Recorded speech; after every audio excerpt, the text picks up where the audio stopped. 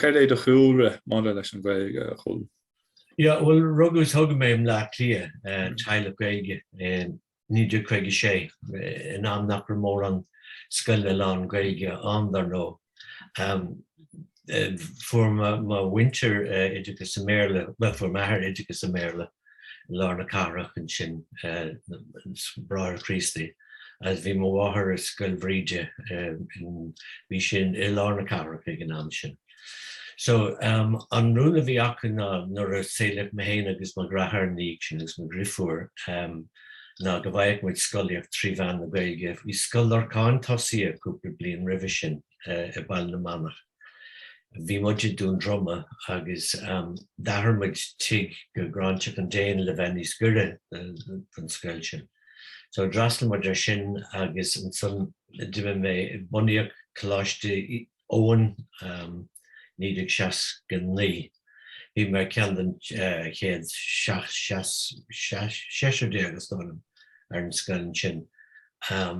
Ach ní réitigh idir mé héin agus cuid eile an drama agus an bráth Christi bhí anna an am agus dag slamagan an scoil an bliain dag Jan de Michigan go sanimad artscoil go trá agus na gráthar. De má grifúr lantí le Coláiste Cú na Bunaíodh bhí si sé an chéad grúpa de misteach a Coláiste Cú a thu si sé scoilíocht an sin. So nuair dag mé an scoil in níos 80 de mé dír go Gaeilge agus de hefrid mé iníag sin le Gaeilge bord na Gaeilge fa bliain go le cha mé 7 bliain stolam na Gaelscoileanna agus san bhí mé le cógáil náisiúnta na Gaeilge san maith de mé immercha go America fa 6 bliain an arás níidir nó chu lúnsa nó go cuaig is de cha mé 3 bliana nuair a bhí Tina G teachtar a saol bhí me go le RT chu clárach ar fáil dómh sin agus sun de bhugamar go gcuidóir méons bhean bhí páisting ag an am sin agus i muid géirí ógáil.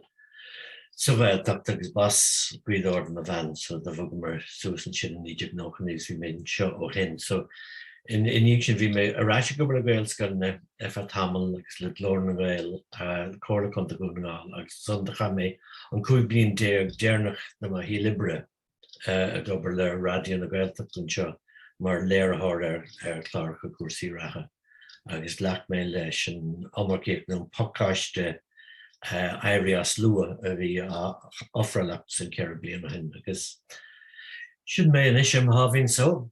Spéisial agus chuúta straach mar feadhmeannach le Gaelscoileanna le tús na hochtóidí. Has mé le Gaelscoileanna ar an níoláid de feabhra níidir gocht ó héin. Bhí tréimhse sé bhí amig an roimhe sin go raibh muoinú ar fáil ag bord na Gaeilge do Gaelscoileanna agus bhí chun le mór an a fe sé bhí ach bhí conrafáite agasan le RT le dul isteach agus mar túrisgur. So bhín jobfall bh fa tamall agus de tháinig míhall an mar thuirrta go bhíon na útran na Gaelscoileanna chugam ará go raibh an job ógurt agus a bhhailm chuiristeach ar. So de chuir a chunra gá bbliana bhí an feabhra níidir gocht ó héin ach a cúis an ní ráníoch an ceist gá bbliain, tréis gá bbliain, de 3 bliain. Stunnar leacail gur job buan a bhí an. So dan mé an go Stoke Manor ní gocht ó 7. So tréimhse sin 8 héin go dtí 8 7 bhí mé an in áireadh man chéad eagraí náisiúnta nuair agus ar fe tréimhse nuair mé an tain fostí a bhí an. Na bhí Déanann os Tomás McGowan a bhunaigh cócáiste náisiúnta na scoil na Gaeilge na Gaelscoileanna in níidir 73. Bhí sé na gobar láimseach le Chonaill le cógáil náisiúnta na Gaeilge ach in áireadh bhí sé ar fáil dom agus de heistil muid timpeall na Thír le chéile ag cruinnithe maidir le Gaelscoileanna bhunú agus lehéadí agus bhún sé bhí Gaelta leis féin in san rinneid agus bhí aithneige ar an chóras agus conas do le phlé le ofaigig agus céanú go blianta le ofaigig so mé héim tú a richuig na man nu chuig na polytóric sa lédi. So dóla mé na bonscoileanna scileanna a bhí a tastáil ag an am sin agus nuair thosma sin idir Uachtar hain bhí fiche bonscoil an Gaeilge lasmuid an Ghaeltacht. Agus dólam gur beidir Craig ceannaí smó fin am gur agmén 87. So is cinnte gur am a bhí an habachtach an eagraíocht a hain mar dólam gur leaga mar síos bon principal hí chunt mar a héachmuid an món feachtasíocht. Agus chunt mar a héachmuid an món stocareachta le tháinig na tuismóirí ortlinn leis na institút chuí maidide le cuasaí feadhmheannach agus patrónach agus a lehéidí. Agus chuna stáile le feidhmeannach ag an am sin is dólam cé bhfuil an concap an inis gur eagraíocht a bhí an de bonscoilne nó meanscoilne lasmuid don Ghaeltacht agus gur sa fé sé conta bhí sé. Is a bhallart a bhí an ar hanmise bhí Bert den Láir Choláiste as béal ferste Anya Andrews agus Anya Nick Nuller Bert a bhonig Gaelscoil béal ferste pobl ferste in idir 7. Bhí anadí an ó Ryan Ó Dúlacháin, bhí anadí an ó Conamara, bhí anadí an ó Túrvicéide. So cócoiste náisiúnta de scoilin na Gaeilge ar an dá levéil in san trochadó conta a bhí an. Ní bhain gur bhí de bunú scoilinna ach an chéad litir a bhí ar an deiscinar de meisteach ba ó múnteoir is rá salach Conamara a bhí rá gra sé dúracné tosú chuidibre agus nárthaigh sí cén fáil nach sí fáil túrastal Gaeltachta. So bhí me de phlé le iireachtaí scoilna beaga tuaithe an os scoil Cú Uladh go gorcaigh agus mín na manrachan is na Rosa ach mat foscailte bhí an roinna géirí do chréid Cal Margaret Never a titim. Agus a fáil cearta de scoil na Lanny sa Ryan agus Manscoil San Nicholas a phlé le cuasaí taistil agus ag an am sin mar hampla bhí an cuimhnastaltaí múnteoirí níos fearr ag na Gaelscoileanna ná mar bhí scoil na Gaeltachta.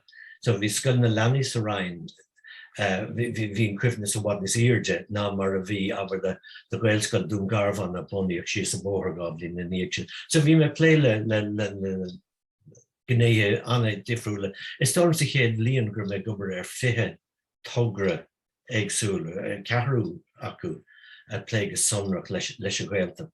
Agus gá ceann sa túisgurt an 5 leanúna go bhí an le Bunaíodh de bonscoil ferste agus smuoinnig gur níidir 86 mas bún mo chuimne fuairsiad ahantas á fiú cé grista 5 agus bhí bainte gom leis an céad Gaelscoil lasmuid a bhéal ferste a bhanú bin in Carr Cuire.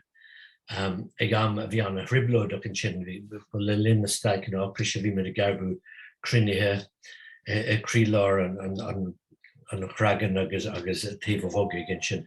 So anna chuid taiiste le gceist agus anna chuid óhar le gánaí agus ní raibhéin taithí ní raibhéin legan ibre fá go Róm bhí me a cartús leis a chóras ach go bracha sanúil ar chuoine a bhí an coiste riartha a bhonig scoilinna iad tain aber bhí lehéadí tíine a bhonig scoil cróna an mar hampla, bhí lehéadí scoil feriste, smuoinní mar scoilig náid in Gaeilge. Díine a thug a sanolalas agus a smuointe, agus go háirí muinte Coláiste Uladh a Ghaeltacht leat lia. Agus cumáile sin bhí meascan an bhá, is dónam gur mór ag tiismóirí. Mas féidir túirtaigh seachas múnteoirí leis an eagraíocht ag an am sin. Ba Gaelscoileanna a bhí a gceist seachas eagraíocht scoilinne agus rud a bhí pobl bunaithe ar forbairtí na bhar Gaelscoileanna seachas ar díúisteach ar cuasaí curriculum agus áisina tagas go san lehéadí mar in áireamh a bhí cóna múnteoirí Gaeilge an ag an am sin a bhí a freastal a bheith nó mór ar na constaicní a bhí ag múnteoirí sin. Agus Dave na Gaeltachta de an chuoine mór an faoi Choláiste Cú Uladh agus feachtas an sin an chunas ar roiirí sé sin a níos nó céine dacrúchtaí a bhí gceist leis. Ní chuil me se riamh fin Ghaeltacht Láir gdín sin in núnaáil. Agus is Ghaeltacht anna isteachaí sa bhéad is nuair muoín mar deir ceantar Ghaeltacht a gothairí núnaáil, tá le fad búilte ar a cósta. Seo písa Láir a chunta, té nó airthar a chunta go dtí íthar a chunta. Timpeall 25 kilometer a rad, agus gan mór an the pobalán. 3 próiste difriúla. Ag an am sin bhí na páistí ó íthar ón íthar an cheantar, nuair dag sin na bonscoil bhí sin na dul scoil chuimseach na glantaí nó suas go dtí an clochan lia. Agus na páistí ar a chunta bhí si dul a beag nó mór isteach go dtí Strahan Norlar nó beidir go litre ceann. So ní a bhéon sa láthair idechas ar an dar na bhéal trí Gaeilge ar fáil den pobl Ghaeltachta sin. Níl an go fiú cé chum an téirme an Ghaeltacht Láir, ba téirme beag an nós beidir dúche chrónáin. Agus slítach cinna a compráid an, mar tá a kind of strike beidir ó nás na ré isteach a clúndulcáin, agus beidir nach meach aon mór an de Gael idir na daine sin. Ach aber nuair a bunaíodh scoil chrónáin is gur sé site i racúil, hí daine a techt ó aber Gaelgeoirí nás na ré agus Gaelgeoirí clúndulcáin agus a letí. Agus bin an céad consach a bhí agan Tomás McGowan's me hen dy me gan a cyrre o príomhfheidhme amháin. A bhí dam a glyn a bhí i méil a malin finne an íthar an ceantar sin. Agus an hímar síos agus bhí 3 rud le din. An chéad ceann na ferchant an raibh éileh ar idechas 3 bhean na Gaeilge ar an dar le bhéal á lorug. Ag na scoileanna beag a scarta seo is na cnic agus fóbháilte. An dara rud na pátrún aimsiú a bheith sásta a bheith mar pátrún ar an íomhanscan. Agus in 3 rud an podcast fad a thuairt chun na rinne idechas. So an chéad na agréimar dimime mar timpeall a dúspáir chuig príomhfheidhme na scoileanna bhí sé na seach scoil is dónam ag an am ar fud a cheantar. Agus lechaigh sé leláid taistil timpeall chuig na ceantar sin ar thóir daoine sin. Agus ní raibh aon chur na gcuine agus tá min siad 10 bliana hen bhí ag an am sin bhí stádas na seasamhairthe ag an príomhfheidhme bonscoile túthe. Mar idechasóir, mar gine go leanfá a tróir nó go leanfá péimolle a bhí godáíire. So ní raibh aon chur gine a bhhailart ar fáil ón na príomhfheidhme. So some dagger mit crinny hen sin le tishmori páistí a bhí idir deplion dí agus goblin deag fechand an mech spéisiach go an. Agus chomáile sin lármar leis a léir dír go fechantarh mit lacha leis gur bheith bannach siú leis a rudder. Agus an cean sa chéadradí dar ná a tháinig chun cín na ní a bailach bé gur cégur se bhd a bhábhar ní a muinte bailin na finne chun a páistí chur ag gláinine sa phróisteile agus muinte gláinine chun a páiste chur chuig bailin na finne, rud beag ar nós Celtic agus Rangers ná ir bhí teannas a bhíon san idir phróistí. So daim siamaráid bélan ná hamór bhí la bailach idir an náit agus bhí sean Coláiste saorig nó írsma de Coláiste saorig an Phríomhfheidhmeannach a bhí folamh nó nach mór an úsáide as. So bhí sé sin agin hí na daoine sásta taistealainn sin ach obair a bheith déanta ar an náit. So an dara rud an sin ná nuair a bhí dóthain páistí son go 25 páiste agin an céad bliain agus timpeall méid céad an 10 bliain agus méid céad an 3 bliain. Dimmer ó sin gotí an Choláiste Garnamidechas. Now, ag an am sin an cahiúlach an Choláiste Garnamidechas ba teachta dála, bhí teachtaí dála ag scóileoirí conta sin. Agus ní raibh sé seo clár ibre Choláiste Garnamidechas. Bhí a lán rudí tarlú ag an am sin bhí scoil na pobl, scoil na cuimseach, tanca an saol le cúpla bliain ach ní raibh furriganmh ceart sucrídáibh agus Bachas am nach raibh siad ionta tóca leis a conceap seo. Ach deire Láir mé héine agus Tomás le Cléann Colm a bhí nua hofan a hapta dála ag an am sin. Am an a choú le stanéir na bhí trí táchan ina bheith op mí déag agus muide a phlé leis an togra seo I mai na finne. So bhí muide phlé le tachtí dála. Well, péisce thug sé an Choláiste Garnamidechas linn agus agus sé criniú linn leis an Príomhfheidhmeannach feidhmeannach nua a bhí tréis teachtasteach sin seán ó longáin. Ba cégur scoile as muíosdólam bhí hís a gorcaigh. Bhí sé nua iste sa job. So dúirt bhí sé sin bra fábhach, dúirt sé mátá fuirigh na bhagad agus mátá na páistí agah. Now, dúirt sé bhí rud amháin dó, mar bhí sé ganas ar cúsaí iompar scoile an Transport Liaison Officer dan dar le hit an cuairmí sin ar Príomhfheidhmeannach feidhmeannach an VC.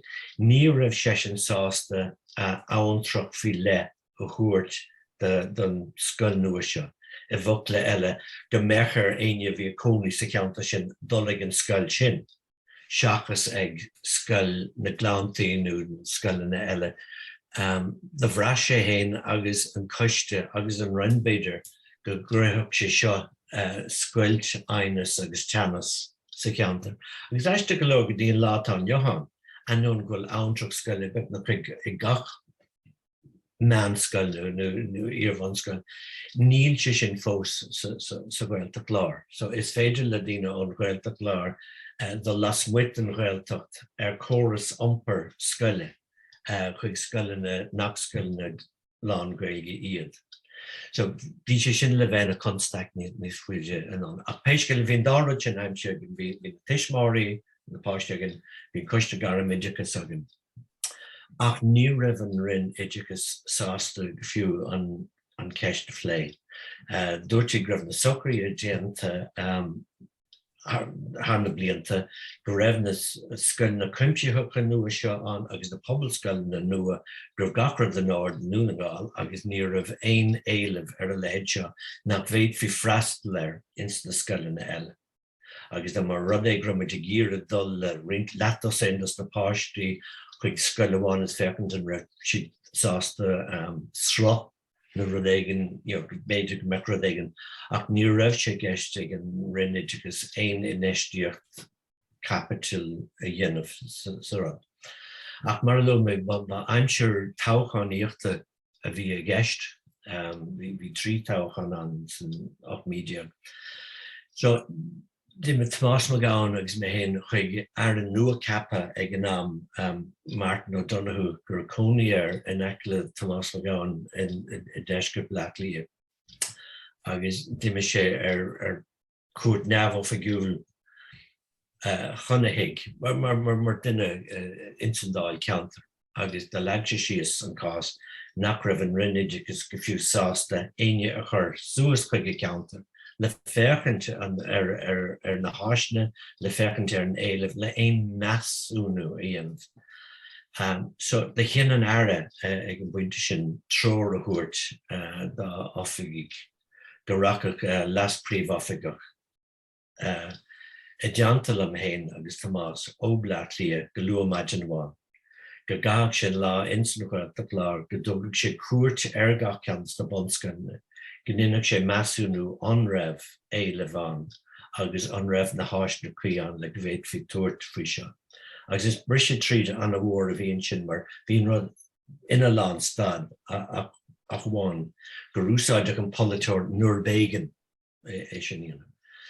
So the hánig an duine bhí an bhíon talinn gur líma gustín scríneoir fille agus fear cuma áráin. The áráin com ag den Eurofís na háráin Gaeilge a bhíochaiste na cmórtas Eurofíse, but líma gustín a bhíon sin. So níor sé sin riamh sa Ghaeltacht Láir ach an irid. So imagine arig that the hug mar cuat a Ghaeltacht Láir, ddim sé timplik na scoileanna fad. Bhí sé einráis bhfuil chance big bhéit bhí mé a údach agus mé cruinneálann seo tan iascrocht go má thus an seo bhí chuna bhí simór ag cuasaí iascrocht. But péiscéil gahan déanach an ihe sin a fris mar leat líoris agus bhí chuir sesin memram le chéile den rúnaí na rinne. Agus de cinnach anna dhéanach sa lá ar ahantas a bhuairt den scoil. Ach bhí an saoir nach mór, but an sin agus beidir go chóirigh an buinte sin doin an rud a chuir siar bliain ach feithear beidir a rí sin sa ruc chéine. Agus an fáganearm sin na faoin am sin bhí dóchas cáilte ag daoine go mbeadh an scoil an. Agus de thosaí mar nílas agam le céimhid den ach ní mór an a gceist. Bhí cúpla rud nar hain an airchar le daoine. An céad rud ná an anim. Ní anim na scoile gur garm scoil Cú Uladh mar bhí ard bheas ar muinte Viginliach agus an téagar Cú Uladh anim pléite an údar agus a scríneoir gur bheas a ceanta. Ach an focail garm scoil, tech, níorbán an é agus pobl scoil agus scoilin na cuimseach a bhí timpelar, nó meán scoilin ar nó scoil agus clochar le réiteo, but cinál ghetto, just a bhráisi gur sé seannaim sire go bhaintse le ar an dréimre gur sé síos sin. An dara rud ná an tantas a tháinig an rinn ní raibh gealtanas an ach a feadh 3 bliana. Ní raibh aon ceist an go mbeadh gealtanas go bhféad fá défan meán teistí an a bheith an am, ach ní raibh aon gealtanas go mbeadh idirchas in ag 5 bliain déag na 6 bliain na déag agus sa ceantar.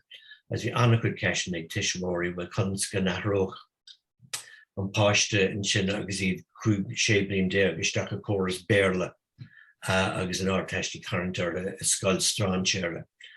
Agus an tríúrad ná an cuasaí taistil. Bhí teaghlach a bháin fáca ag an am sin a cónas na cruacha gorma, an ceanta ba láidre Gaeilge beidir sa Thír, ach ní a fáca teaghlach a bháin.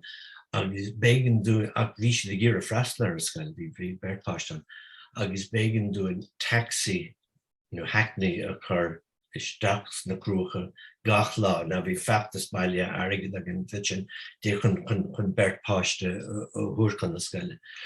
So bhí sé sin an a dhéan agus beléir doing tréis chéadlín, tréis tosú bhí 5 an ó éh cuasaí fórne. Now a gadan Coiste garamid agus rinn siad san gach go bhhéiteach siad dhéanamh ach tháinig príomhide bháin de me sesin tháinig príomhide eile níorhhar sesin róáda.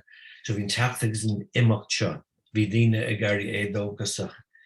An darbh líon is cemnach le gonneacha mé hain agus banis ó réigúnach údarrás na Gaeltachta ag an am, rud bhí nefhcotínte. Dima muide bert timpeall chu gacha le teach sa Ghaeltacht Láir a raibh páistí idir 10 agus 2. Dima de gach teach is de hímar síos leis an tiismóirí agus na páistí a dul tríd na buntáistí mar leis ruda agus dairlinn na stáilm an rud a hábháil sa bhéidir go raibh go leor páistí an dar bliain. Agus anis dahad líon an íag sin tan scoil an tá níl sam bhfuil gachéad chuigin nó péir páistí an.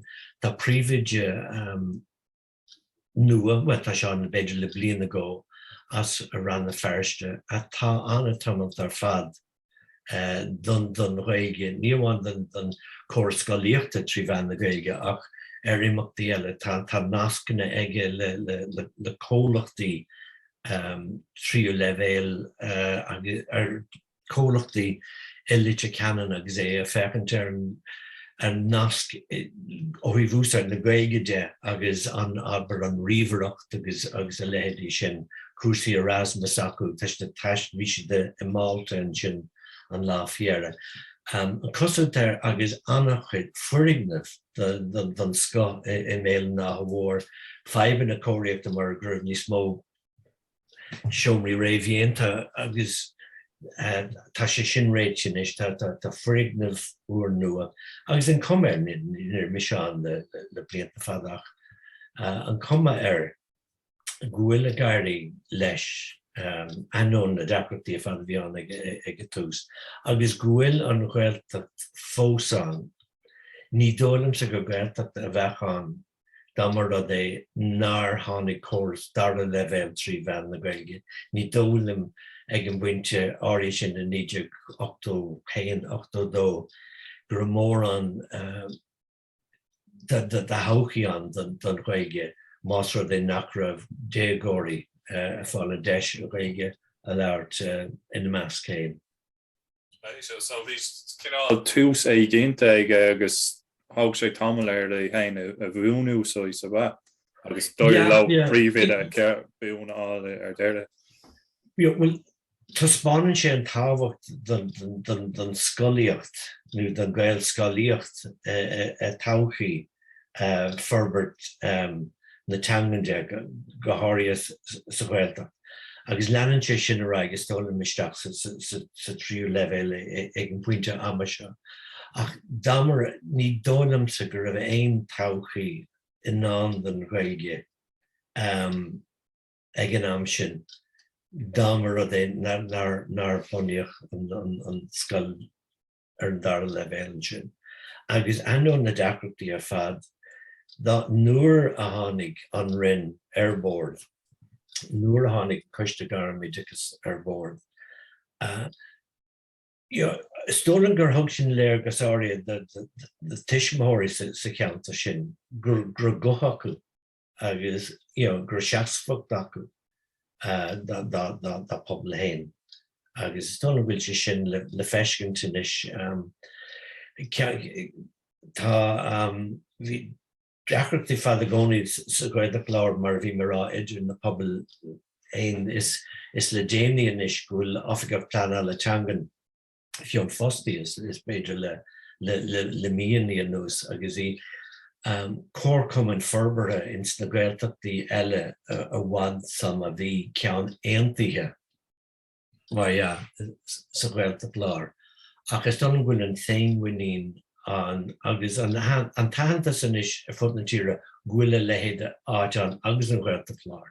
Áit nach gur chluiste agam sa faoi agus cé go rugla go tógam le agus gur chamarna mar teilech sir a gach saoire in Ghaeltachtaí agsúla. Bhí muid in dóir, bhí muid a chláníile. Níor bóil dúin go raibh an áiteán. Ní raibh éon bóthir, ní raibh éon príomhbóthir isteach sa cheanta. Ní raibh éon fág go rachart in isteach sa cheanta.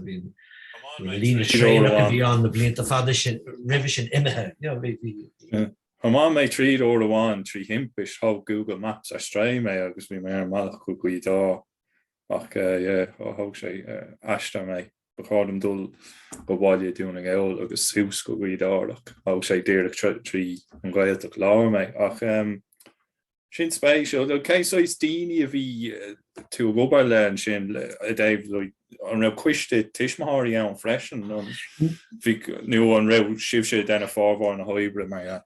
Well, bhí tuismitheoirí áitiúla an ingach paróiste ach ní raibh éon coiste go dtí gur thug mar coiste le chéile in bhí pobann sin Rohan Bhuileann agus de thug mar coiste le chéile do riine óglaam inne agus óbailin na finne. Agus bhí páirsaí láidir go leor an ach ní raibh na coiste sin chun láidir go dtí gur tháinig márthacha an go raibh ag iarra go mbeadh sa láthair éideachas an lepáistí siú hain. Agus nach raibh ag iarra bheith ag éisteach le le dtíine caint faoin lá gur tháinig brandan a heir agus feadh isteach, de bliain a ribh sin nó an tathair Colm Ó Dúlacháin. Bhí siad ag gíráil a chatta sibh sé duine chun mé idirchas ar fáil do mo fáiscein. Agus stoilm gur chuide sé sin go mórlinn. Teilech bhain bhí anna hábhachta mar shampla teilech Homer, agus Keith Homer ba London Bobby ní éadfa den níos Sasannig a fósban ón Clohan an sin agus gur tháinig trasa nach gur clúige fí cuasí fearmórachta nó éonrad agus Dan me hen agus Thomas los an cúplar nar bhí me túas mar níor a bhóstan nó é nátean agus bhí mar fear mucha a bhí agus ach nuair a tháinig an fearse isteach ag na crinne, right? Excuse me, I don't speak a word of Irish, but this is what I want for our children. Agus gur daoine eile an den túr chéine sin an áit gur thosaigh an momentum. Déit a custí a bheith an go bua. Bhí custa takeíocht agin am leat líon nuair a chonaichas dúin nach raibh na polytóirí tap their board, nach raibh an rinn tap the borders. Bhí muid a ré le dullam an feachtas the bhunmuid custa bhí páiricos nodig a custain sin bhí an Colm McGeehan an Ghaeltacht. Well, bhí muinte McGeehan bin as a Ghaeltacht láir bin an acleis náit Gaeilge mína gúlan as a ceanta sin an náit Gaeilge an Gaelscoileanna. Bhí sesin agus páiricos dullas í Sean Haley a bhína agra Gaeilge leis an Irish press. Agus bheith chur crinne agin a bhí sin gíráil mar cad bhí tarlúgus an raibh bailach a bhéit trí an cuidiú. So bhí muid réad am mar a nach meach an tara idirchas Martin Donoghue a tacht their board. Garner bhí na táchaintear siúla an am sin. Bhí muid réad le dullam an feachtasaíocht dá gá. An adscrúh an dá rodile déantar revision. So sin go bunas cé ach tá ceart go ní raibh coiste rihre agus fiú dá meach go dtí go raibh tiismóirí ar board go raibh a lurg go raibh ceart dápáistí ní tharlach sé. Agus luú tú an roiin an sin cúpláir céir é de hathí ar an roiin an tréimhse sin tús láir na hochtóidí ag dóil lá. Well, bhí sin Gritna ní fiú well, ag túspáir an maidir leis an bonscailna bhí muid a pléile drama Stolengerb and Irish Life House bhí an General Section 3. Agus aiste go leor aine ó level las príomhfheidhmeannach ag suas. Is a Gaeilge ar fad a bhí tábalta do gnóí dhéanamh leo. Ní raibh éon ceisna ach gur a Gaeilge insamráin ag na hofiigigh sinseach. Ach na dtíine bhí beidir a cóis le hain agus beidir nach raibh trús ag an level sin bhí sé deachar gnó dhéanamh leo trí bhean na Gaeilge. Agus tónn gur heag na hofiigigh ní sin sirí go raibh an éileh seán. Go dtí gur thosaigh ag an am sin scoil amháin sa bhliaanú scoil amháin gach trí na ceithre bliana. Is ceimhreacail an teachtasteach le 8 cín de iarratais láháin. Agus de phléas go chuine is dúirt an diggintú má ghlaachta le gach ceann an 8 cín seo. Bei 8 milliún de chostas ar laiad chun forígnimh a chur ar fáil dómh sin. Agus dair teannas áirithe ag pointe éigean agus dúirt me sé tá sé de ceart ag na dtíine seo idirchas trí bhean na Gaeilge áil dápáistí. Agus dúirt sé níl nó maith an túir riil fithe ní the rules from national schools ní raistíir sin riomh go Gaeilgeach bin na rialacha bhí an ag an am. Bhí an soláthar an idirchas trí bhean na Gaeilge a chur ar fáil the tháinig Gaeilge. So dúirt sé cé bheith tháinig Gaeilge atá an sin mar shampla in nónach míide an liste beidir gur tháinig Gaeilge bháin agus léidí. So dúirt sé I bro me leat ar sa sesin ach ná bí teachtamach le ráis nach bhfuil gur féidir lumsa a héine. So bhín kind of cinál aisteach sin an. Cean amháins na decoratíh bhó is talm ag gar churcaig Bhí na Gaelscoileanna seo ag an am sin 8 dóibhinn de Gaelscoil Gaelscoile gan dé lú in 8 dún deagan agus réadá. Oscail Gaelscoil medium le clia. Bhí Gaelscoil Cilhéaglan na Ashburn, bhí sin oscail bhí Carla Kilkenny ní runnabí atáirú a gahar chorcaig. Agus bhí cara gwine an level is irde so rinn idiachas van páirsa de chuna sin stop. Agus an duine áirithe seo agus níl beanna mar go fá so ní anam nóid duna bé ach bhí sé board na Gaeilge mar anadí na rinne idiachas. As chuir sé na lí board na Gaeilge a bhí duna muoinú a Gaelscoileanna go mar chóir tróir thuirt a Gaelscoileanna gan bheith chur a láidir isteach a cuasaí idiachas a gahar chorcaig. Agus an rud a dúrú ag an am ná go raibh an móscail a gahar chorcaig, móscail a oscailíocht céad bíon revision. Go raibh sé go raibh an phríomhnamh in rochchaí ceart. Agus dá manó faoi Gaelscoileanna is na brúchhailte go diteach líon na páistí sa bhóscail agus gnéan faoi dochar den status quo Gaeilge. Ag caite smuoineh go gach teilech Gaeilge gorcaig rís na carpáistí chuig an móscail. A fuair mis amach tréimhse nach raibh sé a gceist ag an rinn. Dim mé seach sa bhóscail lá agus bhí an irignamh bhí an irid drochaí gur bucéadaí a bailún tuisce a bhí titim ó na síle. A fuair mar amach nach raibh sé geisteacha éon éisteocht a dhéanamh san irigne sin. Agus eiste go má bhíonn tú a féchant ar an telefís IRB go bhíonn tríal cuairte ag gorcaig má échann tú ar an irigne fecinn tú Cork Model School granta nó móscail chorcaig. Bhí an rinn bhí an reintelí is ceart i gcíre sealamh áil ar an irignamh sin ach ní raibh siad a gcíre go dárlach inrid an status quo go dtí gribh na socraí chuí déanta. So bhí ach bin duine áirithe go raibh thús ar an level siirde.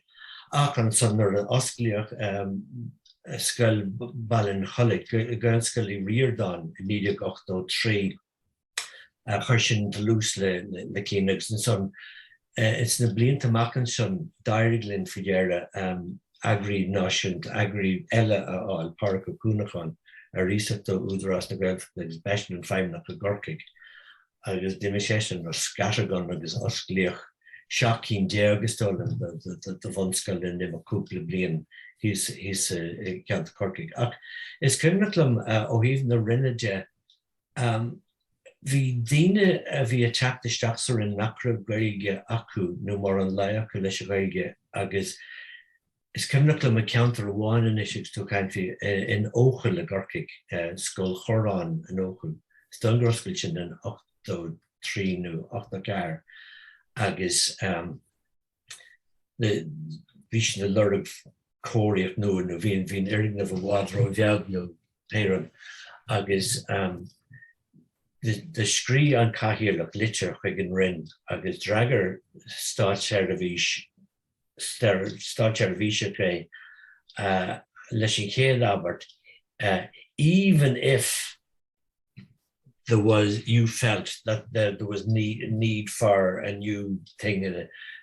Mer le fad a dragar sin an listeach hí an rud anna bhasta dan grúpa hénas bhí sé a taspáinte a bhí hásta téanach. Dimisteach chuig an rinn an lá tréis an litir sin teach chuir chum agus fuair an scoil an ceart a bhí a dul dóibh agus aistríoch mo ghuiinisteach go ran ó geile nach meach a thuairmí hain a nachta choláide sin. Ach mar bhína déana cinnte an aibs mó a bhí acuin agus bhín cearta go bhar eile a teachtasteach le 8 de iartais gan éon réamh pleanáil gan éon ólas acus an go raibh an rute an teach síos a bóthar. De cinnti sé sin Tanasária. Áit eile gur raibh anna tanas an ná a phlé leis an common múntóirí levéil áitiúla in áitina agsúla. Áit go méidir gur raibh tuairimí dochta daingean ag go háirithe ag feidhmeannach beidir réigiúnach reps réigiúnach do chuid an common. Is cum na maníochar na tíre. Áit be go neachaméis go me cruinithe an the hismóirí mar go bhfeiceann na aigeanna céine a Kavamach Heshton, are you saying the local teachers aren't good enough, and that so and so isn't good enough, and it's running machine. I guess vi Tanasária is coming at Glum Rooney Generalte and common. Arisha tapping board the Gaeilge Shakas quick Gaelscoileanna, where go board the Gaeilge in the Winu or le bilog Polish agus the raw the advantages of Gaelscoileanna and bilog vi current le Gaeilge agus bilingualism parent agus smaller class sizes agus the laymander sin agus begging them to pulping in a ver an cúig míle bilóg a bhí an na scoilne fan na tíre sa lédi. Ach de chuir the chuir go láidir in the cruine ag green cruinithe Bible. Ach, nuair a bhí na tiismóirí ar board, nuair a bhí páistí a gceist, is done go dig gur hiag politeoirí áitiúil le gáirithe.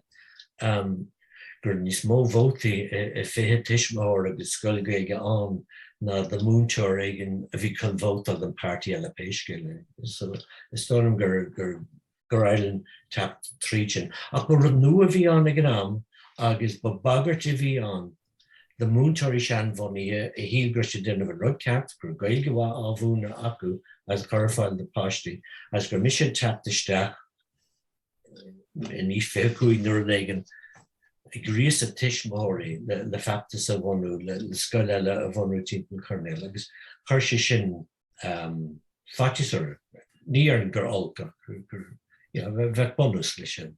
Reid siad go raibh an choras mar a bhí mar a bhain sé leis an Gaeilge taobh go an choras idachas go raibh páistí a tacht amach líomh agus mar sin dar reid siad é sin. Ní dóna mé son gur bhreisiad gur muide a teachta isteach rá nach raibh siad snáb a Gaeilge hagasc. Agus ní sin a bhí gceist dar a bhí mu kind bhí choras scoilíocht a tríomhbhean na Gaeilge go mar gachrad aon tríomhbhean na Gaeilge. Mar bhí in sna níidir creigedaí mar an tuair na figurí bhí fiche seach fin géad nas na bonscoilne in éireann gur scoilna a héan nó a dó pe choras a bhí an. Go raibh tagas Gaeilge mathematicus beidir creidir rudéigen tríomhbhean na Gaeilge. Agus ar nó de héitin choras sin ar fad as a chéile. Ach de ghlach na daoine seo gur muide arán nachris de ná tagas an Gaeilge hagas gat ní sin a bhí a gceist. Agus bhí an Gaeilge a tagas beidir wat níos fearr an amsin mar atá an is beidir níl sagam. Ach níor hin si gur an concap an nach scoilíocht tríomhbhean na Gaeilge agus gur bhreisiid go páirsanta. Agus the bhreatha héana tócha a methe I ceantar nos áhí nó an bhfuil gear nó ceant áit nach bhfuil an nó cargó go rush aber áte gur raibh daoine ní ar an gortaí a faoi ach gur bhreath gur raibh siad san agus a gharnam agus a scileann na tagas céin faoi ansa nuair a tháinig daoine eile isteach ará gur gáil le Gaelscoil I ceantar. Ach níor thún Gaelscoil ar dí scoil an acala níor tharla sin. Agus na lánas na hart na seo bhí siad go bheith fásil a forbert péisciúil. Bhín éileh a teachta tiismóirí nua a bhí teachta isteachn sna brúchbailte nó na bailte seo bhí ag muireacht na ghlaiclí a Corcaigh limnach Gaeilge stáit na sin. chun ceap ceanúirú ní bhac siad leis tréis tamall bhí siad sois compárach go meic na Gaelscoileanna naca lá agus stáid siad a tréad is tócha. Yeah, well, it's Kevin Glum aber an criniú bheith agam le páric flin a bhí ar a Ghaeltacht ag pointú amháin agus gur bh a caint ag ócáidégan in bord na Gaeilge fin físi bhí ag an Gaeilge agus nach gur gáid bord na Gaeilge bheith scríb plán gníomh 5 bliana a bheith plán ag aon agus Láir me leis níag agus socrí a criniú idir me hain más me gáin agus aon is na tithe teach lein áid nach gur bhéin áfrigach mar a hála níor bhánach aon agus an bertigin agus de luú mis leis go méidir go bhhéiteach sé chuir sa phlean go chóga me Gaelscoil ina chumta hain gan na bhuiamh agus déirc se was mé níl aon Gaelscoil mór an na chumta eile fadach níor hála aon rud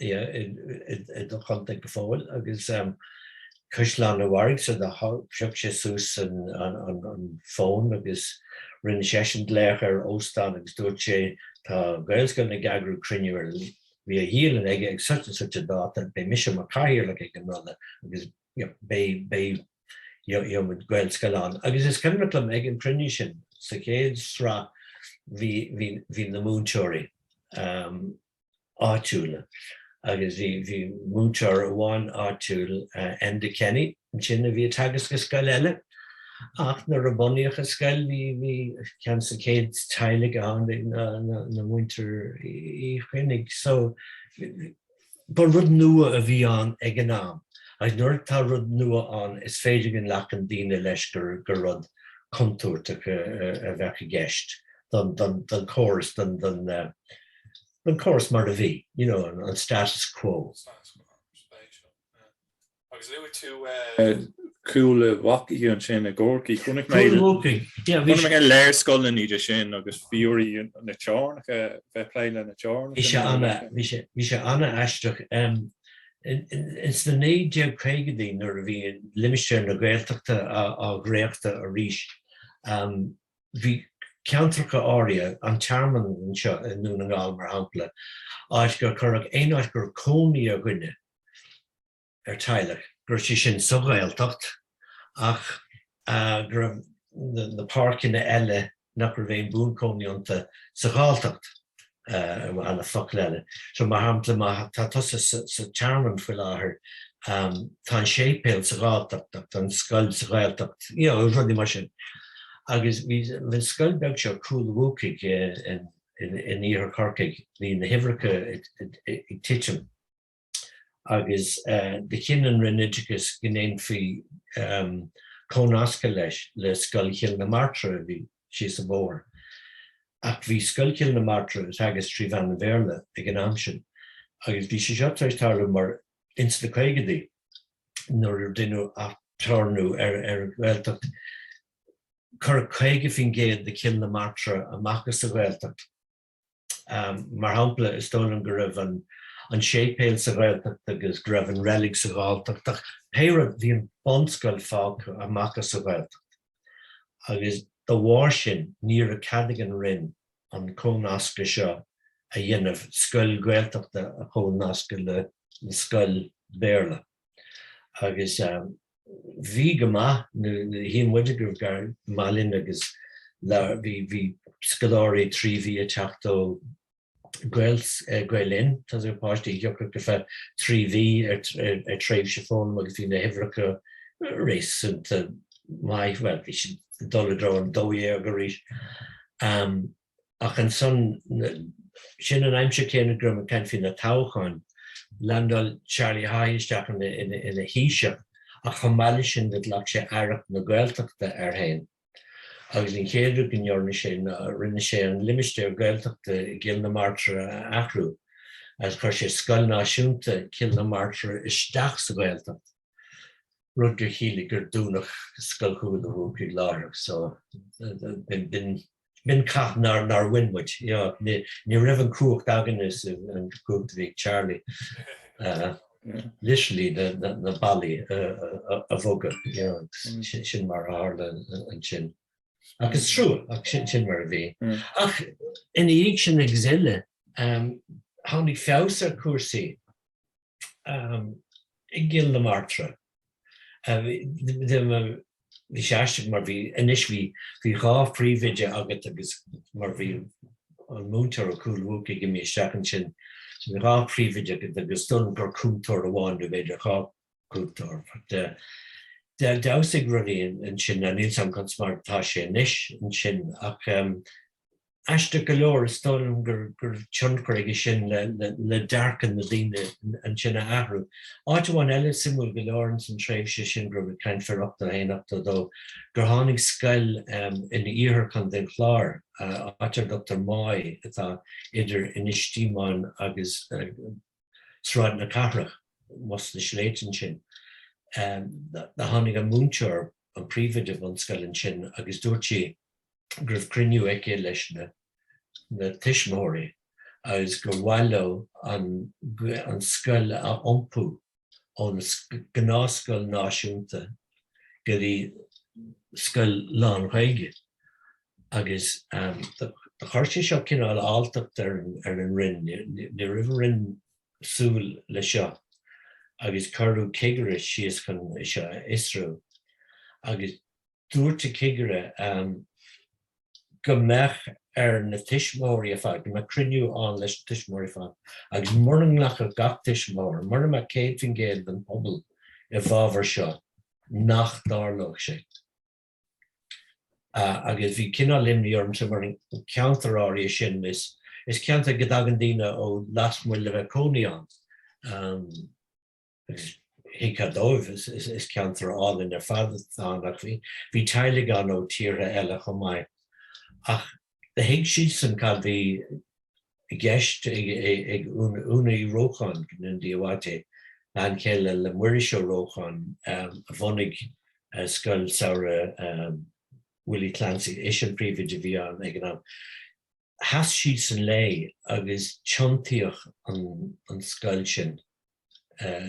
Agus is tólam in our éire damar a é gribh cíal nó físceart agan ag an am sin go bhfuil bhí feachtas a bhunú timpeall na tíre ar achmhailú a dhéanamh ar scoil na beaga tuaithe. Ra mór an de chasní sin chunig mé gá nó trí chéin ní rah go ceanna go is cinnalan go ceanna áitir Dr. Tromara is tólam tíh muid idir Portlíise agus Manister líise.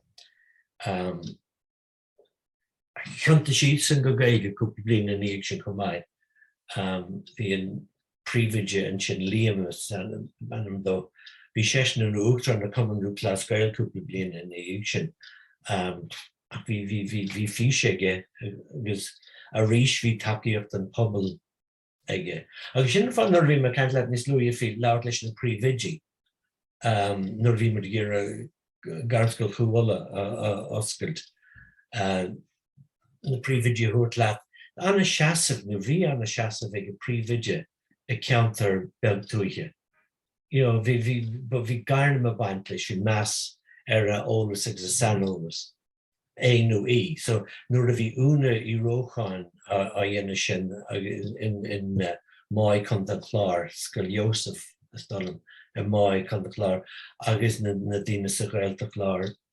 Agus Limonel bin an príomhfheidhme I Tromara. Nuair a leabhar na daoine sin, leabhar si go údar as agus ní bhain gur thug sin na tuismitheoirí lo, ach do thug sin na báil fórna eile lo chun sin dhéanamh. An mór a bhí tacht ar na Gaelscoileanna ní óra stáach agus bhí pásan tutí láidraach agus dúirtí roiús féidir. Yeah, it's true in this gur tam ag muinte is is stolen gur chin díine nó gur glacu leis gur clató an le líon na scoil na Gaeilge. I mean, an seanú na ná blianta fada ó osclaíoch ein scoil Gaeilge. Tás agam gúil an ein comisiún am cóireacht scoilne nuair ag go raníonn siad ceantar agus déir siad ráid seo ceantar fáis té sibh sé gael isteachas agus educate together agus chuirtí gar agus té sibh sé a chur is a cúte fearn cé agah se a bheits a freistal ar an drám sin.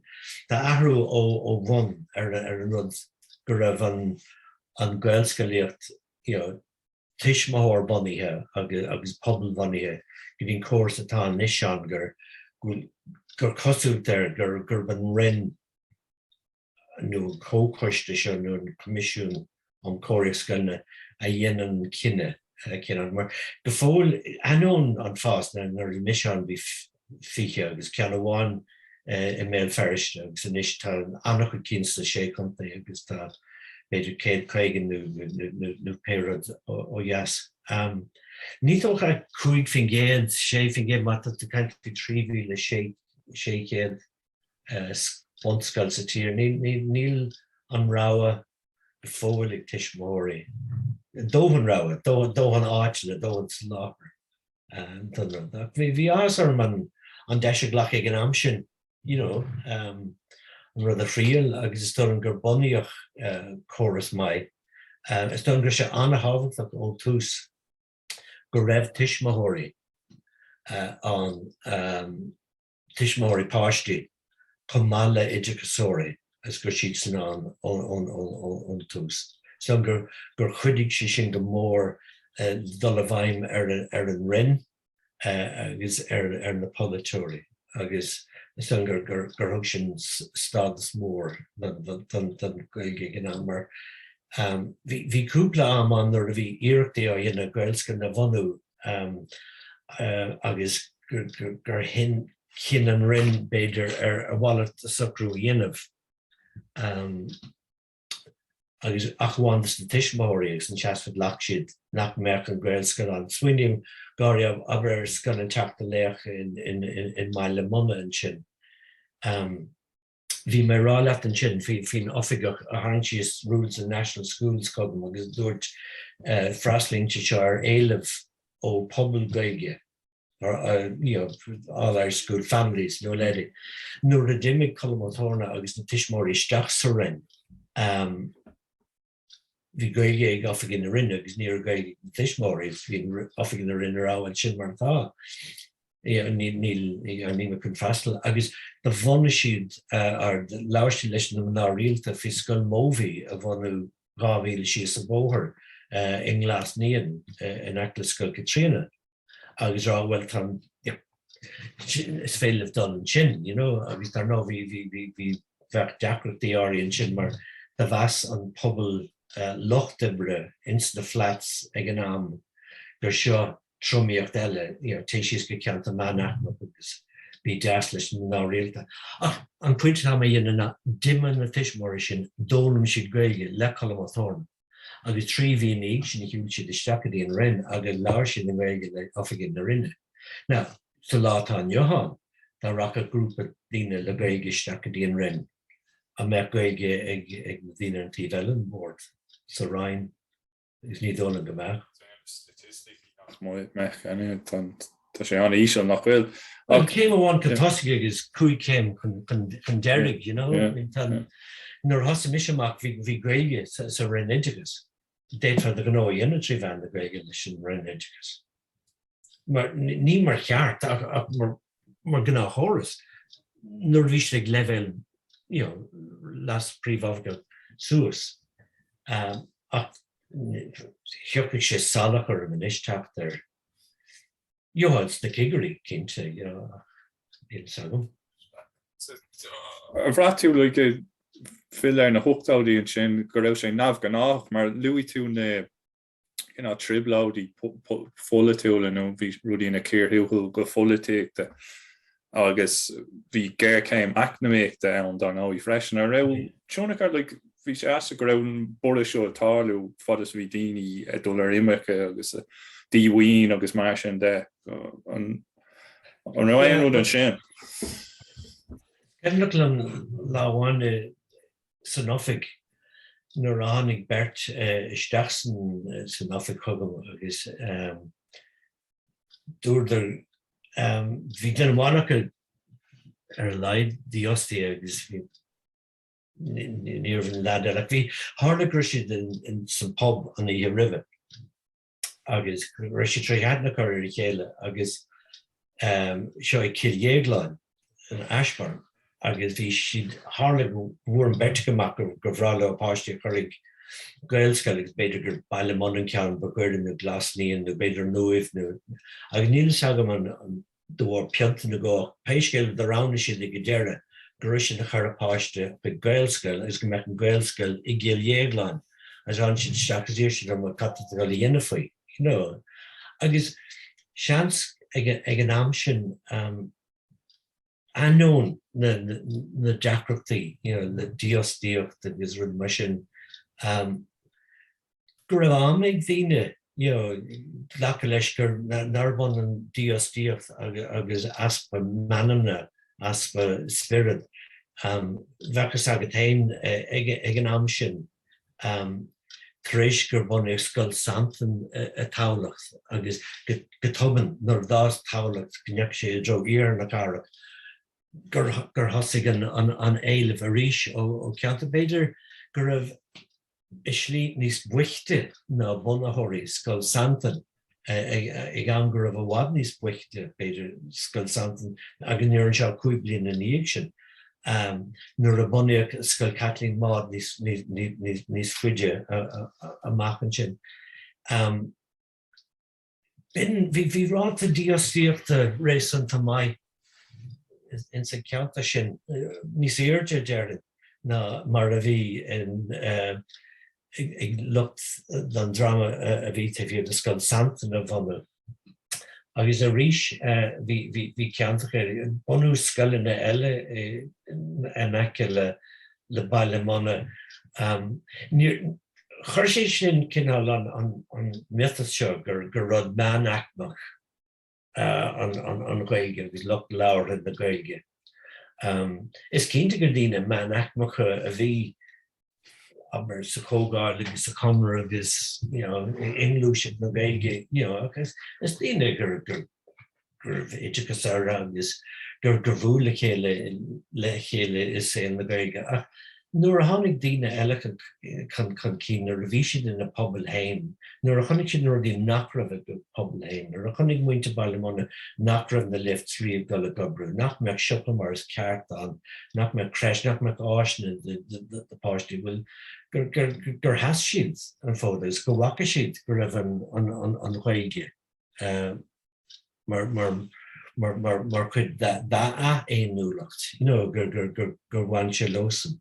Gur bhain sin an rud fin clic meannachmach amach as an rud. Is rud nar smuoine mé ach is cinnte nar curlach grúpi ó choras bhór gur siad díostaí nu nach raibh mór an isteachas mar ortha. Ach is am anna eiste mar fiúdas na daoine gur raibh meannachmach mar teilig óga a bhí ceannachtaí an am sin bhí díl mórgáisi agus rátaí de 8 fin géad ús acu an nniuúpúr mar thugu ar ag an am sin na daoine bhí ceannacht agus duine in eisteúir a bhí ní a bhéon cantmhí ní she's going to be in golf coming to go and take the yachts no lady fish gear fannacht bio or can level an iskin china ach no son gur one where an mitasgur of Gaeltacht meannach GAA one leisure agus an Gaelscoileanna is dom an artist mo go raibh díma or an sceimna cúpla bliain in íag sin gur bhreac mise ag an am gur nucleus the pobl Gaeilge a bheith san Gaelscoil sa ceantar agus tócan nach nearna mé macnamh mar is ceartar híl mise dá me bonscoil nua ag ceantar ar eslá tíhíochta nuair a dhéag mar sin nó naca le siopaí go dosócan siopadóir a caint le an Gaeilge go dosóch affrantí in Gaeilge go dosóch go meach bora ar a Gaeilge san áit. Agus is tónn go méidir gur hin a hálaigh luch bunaithe na scoileanna go mbeadh tús le rud mar seo. Ach an deachracht a bhí an na daoine a bhunaigh an scoil chéadúir má bhí Gaeilge acu ba bíos an baláidre éh Gaeilge. Ní raibh acu an dara bhliain ar raibh dóthain páistí acu. Ní acu sa tríomh bhliain ar meach an príomhfheadhmeannach fan. Ní raibh acu an cearú de chaisiigh an támar fad ag gíire an Gaelscoil a chumad a gobar. Agus smaoinear na háitne go Bunaíodh bhí mar den in siopaí búistéire. Bhí is cemnach le iméilá a seanaí gur an mortuary chapel a bhí ag fearr go Bunaíodh a scoil, ba abattoir a bhí i ceannaigh in na scoilna cin dara. Tá cá irid sin ama ag luch bunaithe na scoile ag gíire an taithnitas buan a áil an scoil. Agus bhí an raibh an scoil fréimhíos an áit. Bus scoil a bhí an gur tharla go raibh tagas gacrad trí bhean na Gaeilge. B'éidir damar an ag an am go mbeadh dramnos glór na Gael, Chonaill na Gaeilge, ógras, go mbeadh pácáiste omláin a dul isteach a ceantar nuair a bhí tú a tuairt faoi Gaelscoil a phléann. Began an nós b'éidir na hoficí Pléann Colm atá aníos tusa sa Ghaeltacht. Go mbeadh an rud a fad an mar níor láidrigh an Gaeilge go hanmór i favóras na háitne go Bunaíodh Gaelscoil na an. Níor tháinig forbairt in san pobal agus sin rud gur bronnarm sa gur tharla. Is tóna mar a dearm gur chógamach mid níos fad ráircaigh nar a bhí na scoilne a bhanú agus na grúpaí seo ar fad. Swinine a cógáil náisiúnta na Gaeilge bhí 7 déag de eagraíochtaí. Nach mbeadh sin an má bhí scoile a bhanú gnéireach an common scoildrámaíocht a bhfuil féidir linne chuidú féidir le pobl an affran ar péire dhéanamh na tháinig Gaelach déantar siad an bheith gníomhach déantar Chonaill na Gaeilge linn cógáil na drama seo ar fad. Ach bur rud éonar cain éonar a bhí an agus is dul gur cailleach anna deis ins na léanta sin. Ní don go bhfuil na luch bunaithe na scoil níl mar chun nach dorasan, ní raibh do rá acu ach a bheith ag siar, má labharann tú le duine bhí idir 10 agus 5 bliain de agus b'éidir níos mó sama bhí frigneamh buan da ard caiid an bhín fuinneamh ar fad imi isteach an san Gaelscoil a chur ar sin agus cailleach an deis an pobl Gaeilge orbert céim leis a scoil Gaeilge. Ach ní raibh an roiin ná an rialtas a chur na pléannaí sin le chéile agus bhí mhór achanaí agus achan dain a tearnata dhéanam. Ach bhí deis ag pobl damara ag gur raibh glúiseacht ceart Gaeilge an. Ní bhéine gneacha chuig an rainn ará seo an fiche rud atá a tastal nuair atá Gaelscoil a bhanam. Tá man ag gíre go mé an forbara áitiúil an small and medium enterprises go mbeadh coiste. Bhí rud os a forras go nóháin. Bhí eagraíochtaí an a bhí a phlé leis na Gaeilgeoirí ins na contasóirí agus a léid sin. Ach just bhí muide sáte in Árgúram hain. Bhí lucht na níomhrí sáte in Árgúram hain. Bhí lucht a fáinne duine bheith rud hain. Bhí club leabhar a díl le leabhar hain. Bhí a cain hain ag gatainna agus is dólam just gur cailleach deis. Is cynnig sin an ráite, is cynnig nuair a príomh mé le Gaelscoileanna a ráil am hain, be scoil an, be phríomhfheidhmeannach an, be Gaeilge go puinte an go dtí go mbeadh páiste gábhlíonn déagach an bhfuil na tuismitheoirí a labhairt an raibh aon grúpa a bhí tuairt na tuismitheoirí a leataobh an chéad lá, ará caiig an Gaeilge bheith sa teile chomh maith, Fiú an damar rud ag go bhfuil gan nearfií le tuismóirí ón chéad lá bunú na scoile. You'd love to help your child with the homework, wouldn't you? Let's have a class. And rud a bhí muid arála, well, they're in the chorus, just drag for number while if we páiste aims ní chóga me a cúidile. Ní bhánach rud beag mar sin, cóiríocht, the tea time is Gaeilge time. Rudí beag mar sin go bhéad fi a bheith planáilte. Ní éad fi agad fi na múnseoirí, níor bhéh sin acúra mé.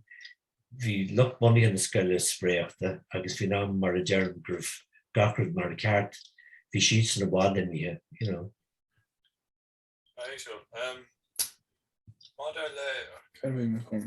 Luú sois an cáchuiste náisiúnta bhí ann ag an trá sin le daine an túisceart an Gaeltacht.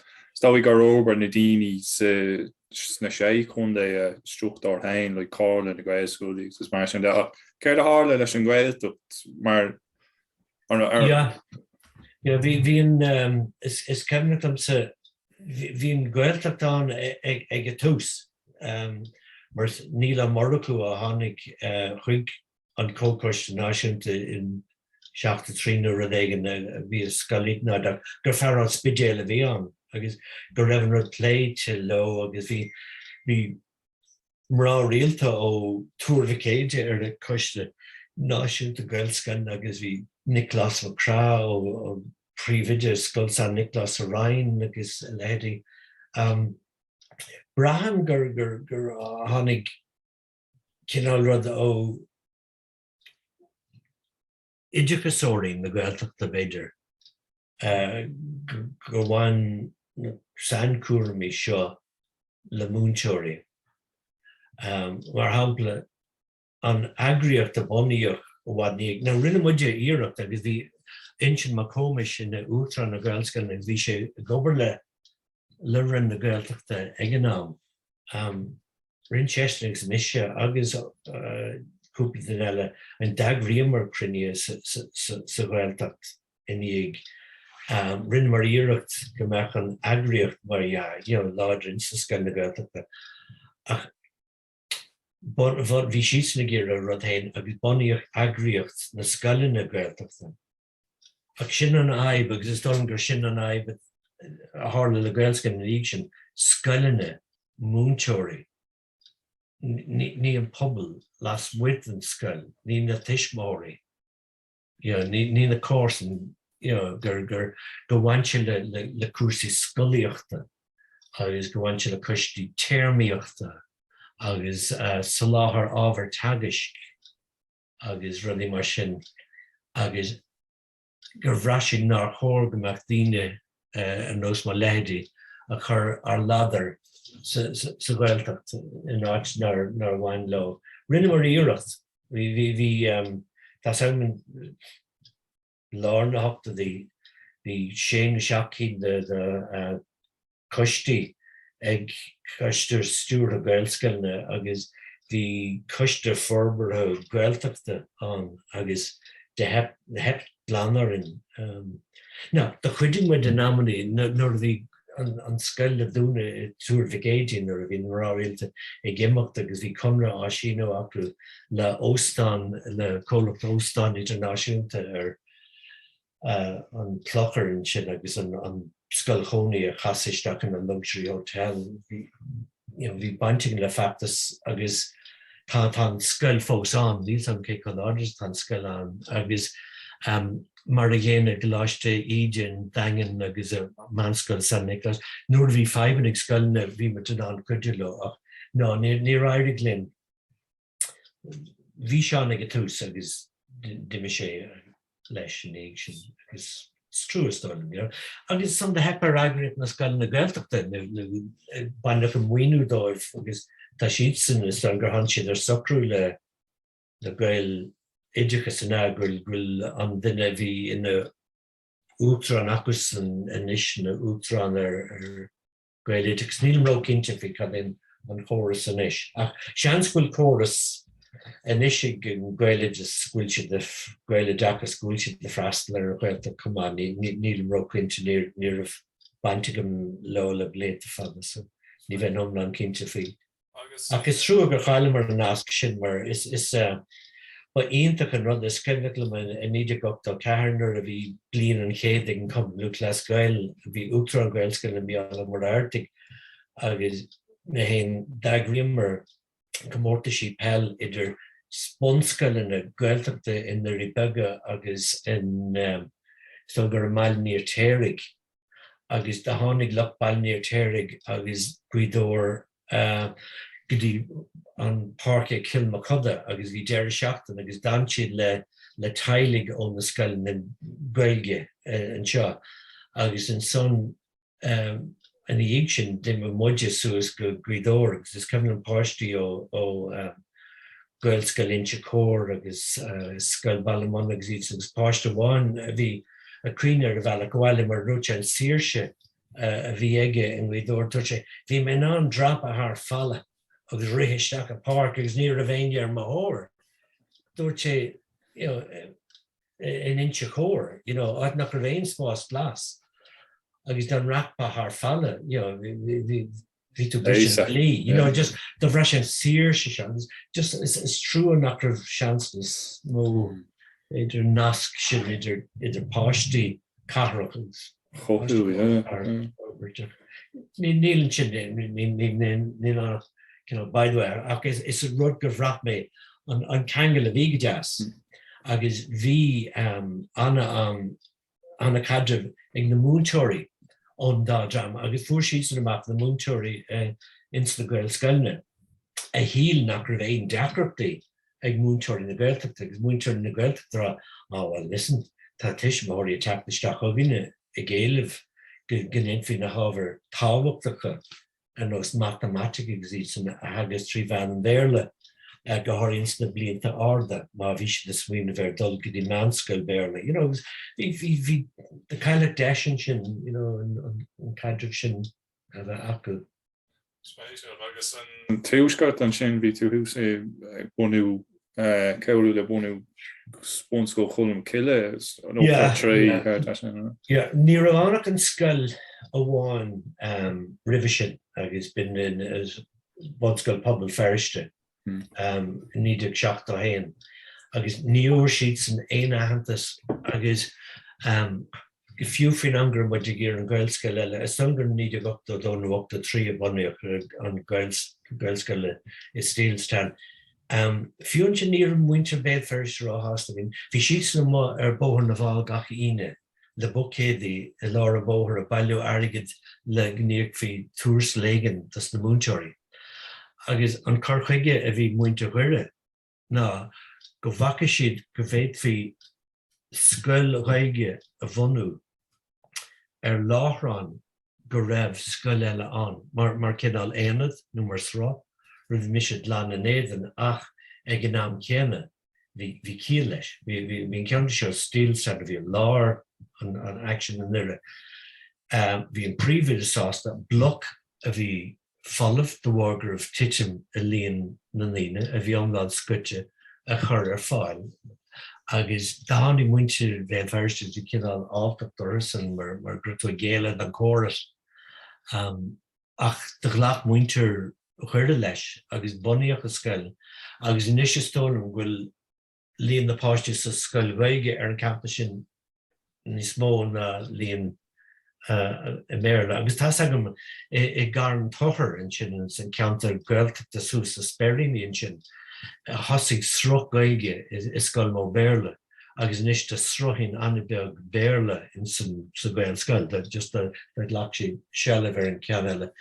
Ach ní dónam gur dtí gur tháinig an siocháin an áíire gur tháinig mór an de borda ar cuasaí idirchas Gaeilges na sé chunta ceapan go méidir go caiint fao cinnte bhí mise imíach sa tír fin am gur tháinig níos mó ná Gaelscoil chun ciile in nire. Stan gur bhana gur bheas Gaeilgeoirí i ceantacha áirithe tá am in nire gur Gaeilgeoirí sin a bhí anan ar a bhíseach gnacach dína nárbí an Gaeilge an rud smór ag padrin sealah ar an concap agus gur bhreisíd san gur bhéit gur gléas polúil a bhí an. So níl ra baintéigh ag sin le nárbáíocht ní a bhánach an dáscail sin stolam fin am gur chríocht na mise I dro dearan 8 ní a bhánach an dáscail.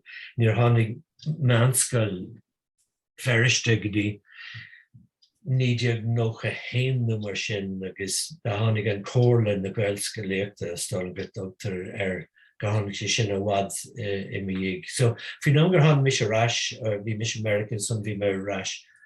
Han mar rais dro an Gaelscoileachta fe bliain ago ag tús an 2000 agus fin am sin bhí na Harry seán hí an córas sin agus an óhuaig hí eagraíocht na scoil na Ghaeltachta an. Bhí first patrúnach dan hí ahrú ó bhain ar na struchtúir. Sin mar tharlaí fásan rudaí agus tá córas an bhaid an sin bhí mé feriste inné mar hampla agus de mé Choláiste feriste agus an uair gur mé an bhí siad I seomraí I fud fad cultúlan mac adam ó fí sean sépéil tóigú céad chuig blianain. Agus ní si ar campa níl san man campus de acra agus níl san bhfuil na céta áistí freistal léir agus. Ach sin áit gur an rud gur hálaigh mé si go meach in sa Gaelscoil nucleus na pobl Gaeltachta an nach mé an sin bhí an cultúrlan an bhí béalan an fiú an Ladbrokes bookies an sin hí na money an sin in Gaeilge fi cadre hín áras I Chonaill ag an IRSP ar nu na sóisialaigh an sin agus café Gaeilge an agus gin blas de carún Gaeltachta. Ba jaasta mar rud ag raibh sé sin tréis tarlúins na áitna gur raibh bainte an héin lena bhanú I gcearlach agus Kilchinnig agus an áhí agus ceantach go mar sin. Sin mar a há. A bhí sé go dá sin a eiscint a thuaigh an fás agus a forbert. Agus internanáisiúnt an sin a raibh Sean gur ag glúiseach eile haar saol a raibh sé brathnú ar cuasaí sa brathnú bheog nó tír eile mar sin nó an neachas sé bheith trosaní agus rudí mar sin. No, stonam ó híomh an idichas an sin dim mé héananig an iirih aistid fad agus is cinnte dim mé timp na cúpla ceantar. Bhí tú a caint bhí annachhuid an rathan bheag an faoi mar a bheith an Ghaeltacht hí bonús an a láidir de cainteoirí dúchas an. Is dónam gur na níonraí is mó a dónam go hidirnáisiúnta hí an córas níonraíochta an réamh scoileachta amach ón córas scoileachta. Gribh John chur idirnáisiúnta ag sin. Chonig mé il an bhain áit bhfuil déanra de 60 míle nu sin déanra beag gur tháinig an cinál an Gaelscoileacht an sin níl agam an nearach sísan gur bhuair sísan an smuoine sin ó muinte na hhéireann nó an cógáil ceilteach nó péireann. Bhí mé héin ag crinneacht an sin mar hoscar léta fan nuair bhí me go le Gaelscoileanna ag mar anna dí an iireachtas sa stólam agus is cebhlim búla le daoine an sin agus bhí sé smuoine bhéir ag an am agus is stólam bhí mis sé caint le fí conas mar rin mai déis níl sam mar bhéin John chuir ag sin ach go hidirnáisiúnta nó go bonúsach nó bhí a córas idichas héin ba ceantar bhí annachhuid cainteoirí brahanna seán. Na dimig páric go cúnachán ó Gaelscoil na trasna láiste le daoine in Glasgow agus bhí iireachtaí éisiúil in Glasgow agus Bunaíodh ach coms mar a dheirló sin níl sagan bhí me sin mí as a fictúr finamta. Na stónam go bhfuil Gaelscoileanna anta, so éidir gur muidin mar cinál eisiom láir dóibhsan gur rálam siad san bhaine níl mró cinnte. Ceist déarnach an sin nó gá ceist sois nascí le Céim fág gannneachcha tú an món na hibre I lig ó haibh do chuid fialsúnach de pásanta hain agus sin chuir an techaí a daobh na Gaelscoileachta agus a daobh na Gaeilge. Yeah, well, nur dag me an scoilige ise opdeag vi man lehente o híh scoile creative am hí me peiskele near ein van er le moontocht nu die mar sin agus near vein legum dal an ru 3 level near run nafganach is sin ag an amsin, you know. So ach vi legum leis a Gaeilge, so is for my job le Gaelin le sloga agus le achtra an sin sloga mór éile cultúra agus de riine óga bhí a tosú amach cinál bhí sé teornta an amsin don Ghaeltacht de car linnig Gailibh leachtaíos Corcaigh. Agus bhí Michael David seach am chéine le héin agus bhí cuaigar agan an go déire agus linné sin Albert ina rud trochadó conta agus bhí mu gagrú imachtaí fiúna mé ferristeach átain I lárna triblódíon sin. Ach de chama cúig bliana a gobann sin is saol na Gaeilge sin agus an san Bunaíodh bord na Gaeilge ag an am agus I híl mé gur bhí siad na caintear ag tionscannibh pobl bhunaithe, you know, dul isteach bhí rint ceantar ránithe acu go bhéad bhí na ceantar héine Albert mar ceantar Gaeilge bhí Custan na Warig mar ceanháin agus bhí áitir Dr. Ceantar Ide a deisgurt linnach hí se caiin fé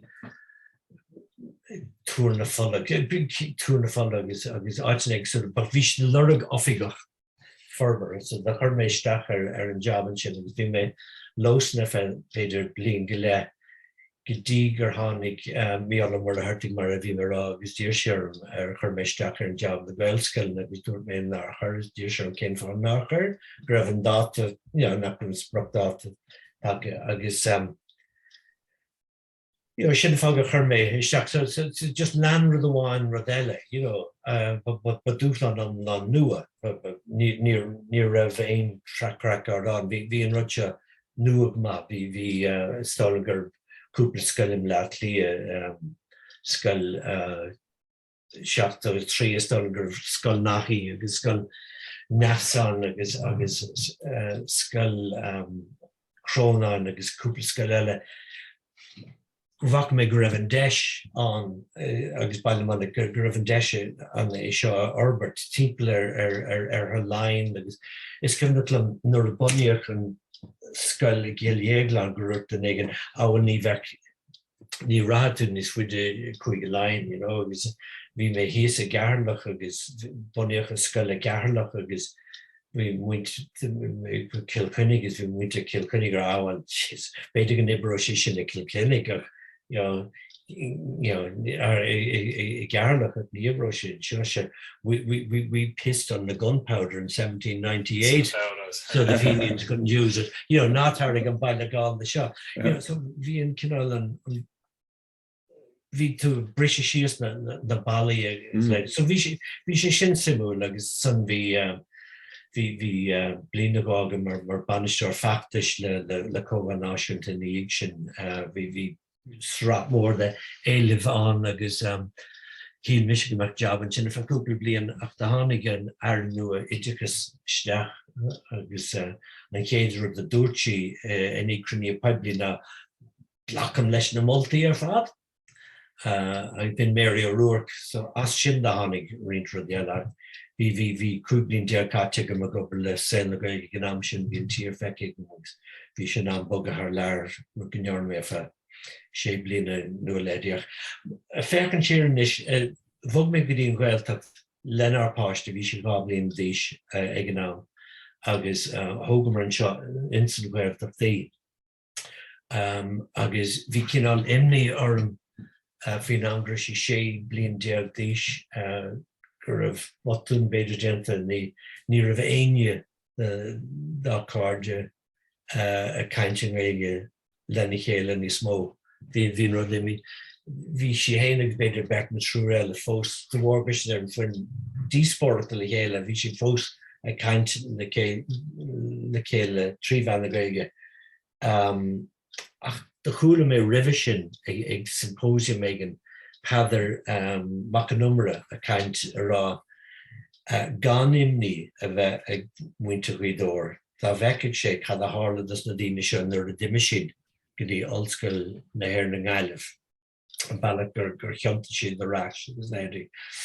Agus nuair a d'imime má inon go UCD chláir sé láireach le teach na Gaeilge agus bhí sé nach cumann Gaelach agus leantar éireann sé máistreacht in Gaeilge. Thosa sí mar a thosa mise sé libre i bhrainnis céimeanna cosúla i Gaeilge go fiú gur bhríontas na daoine bhí gobar lumsa Gaeilge dá bliain ribh sin, dá go bliain ribh sin bhí siad fósán. Agus tá siise inis tí boga go béal feriste a gobar le glór na Gael ar bóir na bháil, mar bhfuil sé géar a bheith mar chuid den pobl Gaeilge Gaeltacht rud go bhra sé nach raibh imleach lia céigrah sí sáte go mór in imachtaí saol na Gaeilge is a pop-up Gaeltacht agus a clubach an agus léidi ach go bhfeiceann sé bhfuileann an nucleus seo áit go féidir le daoine ins na fichidí saol a bheith acu las muid a láthair ibre tríomhheannach Gaeilge agus tugann sé sin dóchas don, agus feicim fiún insa ceantar Gaeltachta seo fós go dtíon láin is féidirlam dul sios an airfortan seo agus gnóir fad dhéanamh tríomhheannach Gaeilge is féidirlam dul ag an dochtúr a fiachlóir is féidirlam dul ag an porticéir is féidirlam saol omláin tríomhheannach Gaeilge a bheith agam. Rud nar credis beidir nuair a bhí mé imleach lia hí mé beidir gur cill aisling sin ach tá sé an agus tá níl daoine có ní bhraithn siad go gádó a bheith leiscéalach a bheith ag géalamh a ceart a Gaeilge. Tá sin natanga cadrih an seo in mhuidóir go fóil agus braham is a fecinn siad ní ornamén cinna mícheart chu mar sin é agus an cinenne an páiste a thógáil le Gaeilge agus í thógáil arás chun na Gaeltacht na mar déon cinenne ceart a bhí an. Tá nucleus an inis na scoil na Gaeilge. Tá siad ar fud na tíre ach rís buaileann don arás agus fecinn an bhfuil éon bailach gur féidir na fórsaí ar fad a thuirta chéile agus fecinn fiúin ar bhain pílóteach riantas na háitina sin aimsiú agus féchant an féidir an Gaeilge thuirteach as an seomra ranga isteach an tháinig. Líon bhí sin inis nach bhfuil mar hampla Ghaeltacht agus inis agus áta chéile mar sin nach Tá deis ach go rí tuigeann tú le Clún Dulcán is tréimhse gneach scoil cróna amach rá cúil a bhí déanóid well saol eile beag nach ó Clún Dulcáin amach sin mar bin anáid gur fuidig na folamh an ag an am tarlíonn rudaí nach bhfuil sa phlean ach anis tá na hapaní an agus tá deisiigh daoine is tóilm díúisteach ar na pobl sin beidir go rud bhéiteach Tás an bhfuil I gad glár na Gaeilge agus tá an raibh anna ansaí déanta ag Gaeilgeoirí ar an sé ceann eagraíocht seo a bheith an seachas an seachcín déir de eagraíochtaí a bhí a bhfuil na roimhe seo. Is so fécant ar aber glár na Gaeilge tá de fécant ar scéim tháinig an Gaeilge orbert leistíad an táile agus rud mar sin más féidir é sin a nasca isteach an áit go bhfuil an iirignamh agat an scoil agus an nucleus na pobl. Seans gur féidir rud éigníanamh mar sin mar má bhanítar scoil agus má leanantar leis bé an scoil búin. Ná bé amanna an goméidir go mé an caiid an thuas seall híos seall. Bé daoine ará sa Gaeltacht Láir goméidir nach raibh cuasí beidir deimlí ná hin ghaeltacht seachscrúb béir lá leabhar sa clós na go méidir gribh ábhar na ggó agus trí bhean bhéir an tagan rudaí imíon rudaí. Ach tá éigean na bhán agus tá institút an agus don gribh ceart tógáil lei sin.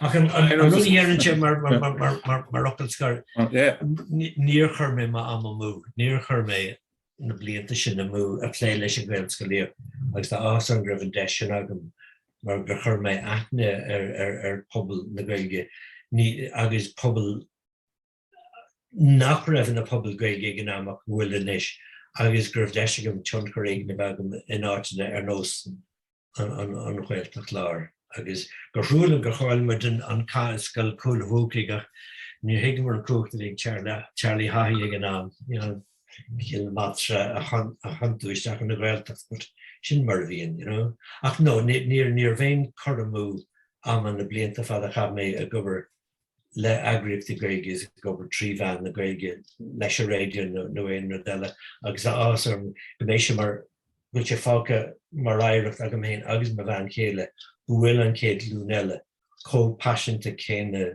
leis a Gaeilge is bhí mise agus má winter Rome agus ní olcan rud sin.